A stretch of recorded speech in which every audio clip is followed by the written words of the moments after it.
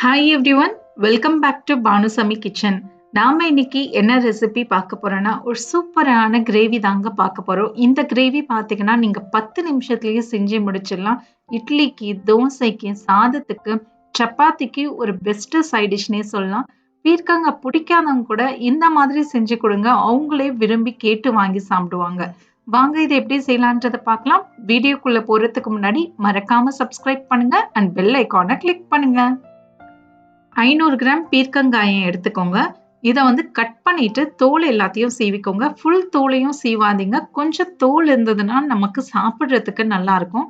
மேலே பார்த்தீங்கன்னா முள்ளு மாதிரி இருக்கு பாருங்க, ஹார்டா, அதை மட்டும் சீவிக்கோங்க. எல்லா தோலையும் சீவாதீங்க. பாருங்க இந்த மாதிரி ஹார்டா இருக்கு பாருங்க, அதை மட்டும் நீங்க சீவிடுங்க. தோல் கொஞ்சமா இருந்தா டேஸ்டும் நல்லா இருக்கும்.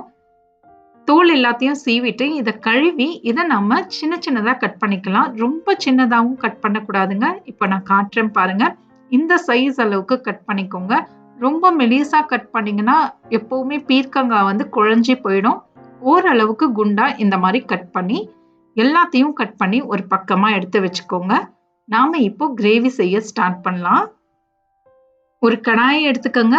இதுல 3 டேபிள் ஸ்பூன் அளவுக்கு எண்ணெய் நல்லா சூடானதுக்கு அப்புறம் ஒரு 1/2 டீஸ்பூன் அளவுக்கு கடுகு சேர்த்துக்கோங்க. கடுகு நல்லா பொரியட்டுங்க. கடுகு நல்லா பொரிஞ்சதுக்கு அப்புறம் 1 டேபிள் ஸ்பூன் அளவுக்கு கடலைப்பருப்பு. அடுப்பு தீயை மிதமான சூட்ல வச்சுக்கோங்க. இது கூடவே 1 டீஸ்பூன் அளவுக்கு சீரகம், ஒரு 2 பச்சை மிளகாயை சேர்த்துக்கோங்க. உங்க காரத்துக்கு ஏத்தாப்புல சேர்த்துக்கோங்க. இது கூட 2 மீடியம் சைஸ் வெங்காயத்தை பொடிசா நறுக்கி சேர்த்துட்டு அடுப்பு தீய ஹை ஃப்ளேம்ல வச்சுட்டு இந்த வெங்காயம் நல்லா செவந்து வர அளவுக்கு வதக்கிக்கோங்க. ஒரு லைட் பிங்க் கலர்ல வர அளவுக்கு வதக்கிக்கோங்க. ரொம்பவும் செவக்க வதக்க வேண்டாம்.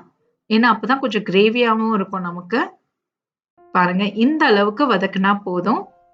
இப்போ நாம இதுல ஒரு 1/2 டீஸ்பூன் அளவுக்கு இஞ்சி பூண்டு விழுது சேர்த்துட்டு இதோடைய பச்சை வாசனை போற அளவுக்கு 1 நிமிஷம் நல்லா வதக்கிக்கோங்க. இஞ்சி பூண்டு விழுதுக்கு பதில் நீங்க பூண்டையும் இஞ்சியும் தட்டி கூட சேர்த்துக்கலாங்க. இல்ல வெறும்னே பூண்டை கூட தட்டி சேர்த்துக்கலாம். இப்ப பாத்தீங்கன்னா இது நல்லா வதக்கியாச்சு. இதுல நாம நறுக்கி வச்சிருந்த பீர்க்கங்காயை சேர்த்துட்டு இது கூடவே இதுக்கு தேவையான அளவுக்கு உப்பு சேர்த்துக்கோங்க. கொஞ்சமா ஒரு 1/4 டீஸ்பூன் அளவுக்கு மஞ்சள் பொடியும் சேர்த்துட்டு 1 நிமிஷம் இதை ஹை ஃப்ளேம்லயே நல்லா வதக்கிக்கோங்க. பீர்க்கங்காய் பார்த்தீங்கன்னா நிறைய நீர் சத்து உள்ள வெஜிடேபிளுங்க. இந்த வெஜிடேபிளை நீங்க அடிக்கடி டயட்ல சேர்த்துக்கணும். நம்ம சேனல்ல ஆல்ரெடி நான் பீர்க்கங்காய் சட்னி எல்லாம் செஞ்சிருக்கேன். அதுக்கான லிங்க் கீழே டிஸ்கிரிப்ஷன் பாக்ஸ்ல கொடுத்துருக்கேன். மறக்காம செக் பண்ணிக்கோங்க. பாருங்க 1 நிமிஷம் நல்லா வதக்கியாச்சு. இப்ப நாம இதுல மூடியை போட்டு மிதமான சூட்ல 5 நிமிஷம் வச்சிருங்க. அப்பப்போ நடுவுல கிளறி கொடுங்க. தண்ணி வந்து அதுவே ஜாஸ்தியா விடுங்க. சப்போஸ் தண்ணி விடல அப்படின்னா நீங்க ஒரு 1/2 கப் அளவுக்கு தண்ணியை கூட சேர்த்துக்கலாம். பாருங்க நான் சொன்ன மாதிரி தண்ணி அதுவே ஜாஸ்தியா விட்டுருக்கேன். நல்லா சாஃப்ட் ஆயிடுச்சு பாருங்க பீர்க்கங்காயே. இந்த அளவுக்கு இருக்கணுங்க. இந்த சமயத்துல நம்ம மசாலா பொருட்களை சேர்த்துக்கலாம். 1 டீஸ்பூன் அளவுக்கு மிளகாய் தூள் உங்க காரத்துக்கு தகுந்தா போல சேர்த்துக்கோங்க. 1 டீஸ்பூன் தனியாத்தூள். இது கூடவே ஒரு 1/4 டீஸ்பூன் அளவுக்கு கரம் மசாலா பொடியும் சேர்த்துட்டு ஹை ஃப்ளேம்ல இது 1 நிமிஷம் நம்ம வதக்கிக்கலாம். அந்த தண்ணி கொஞ்சம் லைட்டா சுருண்டு வர அளவுக்கு நம்ம வதக்கிக்கணுங்க. பாருங்க தண்ணி முழுசா போயிடுச்சு. இந்த அளவுக்கு திக்கா இருக்கணுங்க. தண்ணி முழுசா போயிருக்கணும். இந்த அளவுக்கு வதக்குனதுக்கு அப்புறம் இதுல நாம 1 கப் அளவுக்கு பால் சேர்த்துக்கோங்க. காய்ச்சி ஆற வச்ச பாலை சேர்த்துக்கோங்க. அப்படியே சூடான பாலும் சேர்க்காதீங்க, பச்சை பாலும் சேர்க்காதீங்க. காய்ச்சிட்டு ஆற வச்ச பால் 1 கப்பு சேர்த்துட்டு மிதமான சூட்ல இதை நம்ம 1 நிமிஷம் கலந்து விட்டுட்டு மூடியை போட்டு மிதமான சூட்ல 4 நிமிஷம் அப்படியே வச்சிருங்க. இது 4 நிமிஷம் அப்படியே இருக்கட்டும். அதுக்கப்புறம் பார்ப்போம்.